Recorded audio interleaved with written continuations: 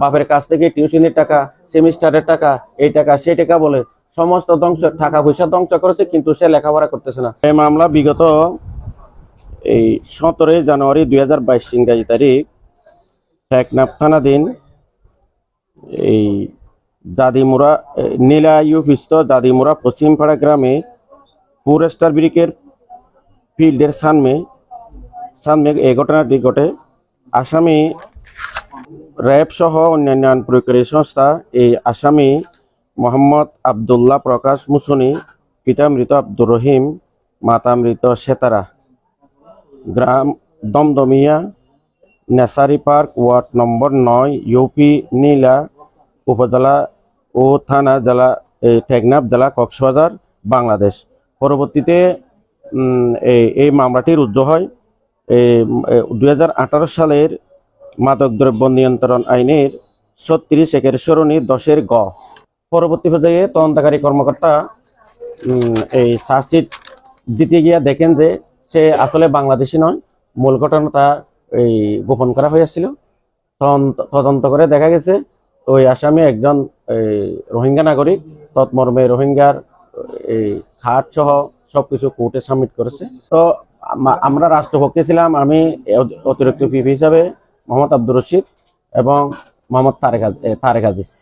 তো রাষ্ট্রপক্ষে আমরা সাক্ষী উপস্থাপন করেছি, আসামি পক্ষে সাক্ষীদেরকে জেরা করা হয়েছে।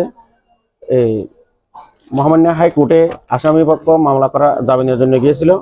মহামান্য হাইকোর্ট আসামিকে জামিন না দিয়ে 6 মাসের মধ্যে মামলাটি নিষ্পত্তি করার জন্য এই নিম্ন আদালত অর্থাৎ আমাদের কোর্টকে নির্দেশ দেয়। অতিরিক্ত দায়রা আদালত 2 নির্দেশ প্রদান করেন।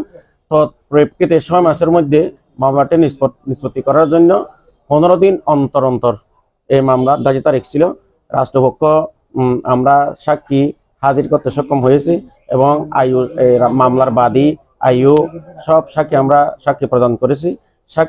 সাক্ষী প্রদান শেষে বিজ্ঞ বিচারক অতিরিক্ত দায়রা জজ মোহাম্মদ মামুনুর রশিদ স্যার আজকে প্রকাশ্যে আদালতে এই রায় ঘোষণা করেন।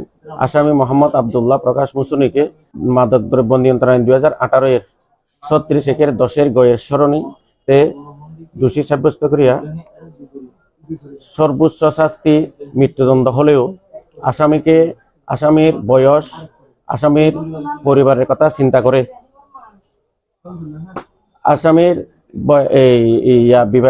শিশু সন্তান সহ পরিবারের কথা চিন্তা করে সর্বোচ্চ শাস্তি মৃত্যুদণ্ড না দিয়া শুধুমাত্র যাবজ্জীবন কারাদণ্ড প্রদান করেন এবং সাথে 10,000 টাকা অর্থদণ্ড, অনাদায়ে আরো 3 মাস কারাভোগের নির্দেশ প্রদান করেন।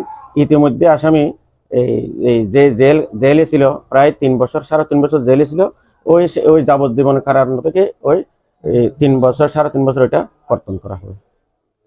এবং এটা আরো একটা স্মরণীয় বিষয় যে আমাদের অতিরিক্ত দায়রা জজ স্যার প্রথমে কক্সবাজারে বদলি হওয়ার পরে প্রথম অতিরিক্ত দায়রা জজ এবং সর্বপ্রথম এই বড় একটা রায় ঘোষণা করলো অতিরিক্ত দায়রা জজ আদালত দ্বিতীয় মামুনুর রশিদ স্যার।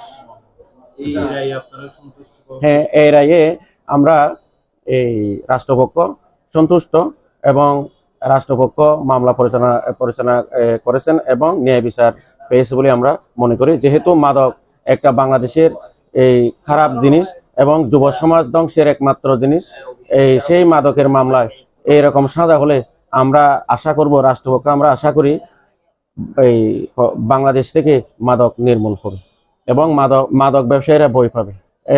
এর কাছ থেকে 15,000 পিস মাদক ইয়াবা ট্যাবলেট পাওয়া গেছে। মাদক কারবারিরা তো দেশের শত্রু। এই মাদকের কারণে বিশেষ করে গরিবের ছেলেরা না, গরিবের ছেলেরা তো চিন্তায় চুরি ডাকাতি রাহাজানি করে, আর বড় লোকের ছেলেরা ইউনিভার্সিটি কলেজে গিয়ে কলেজ থেকে এখন মাদক ঢুকে গেছে।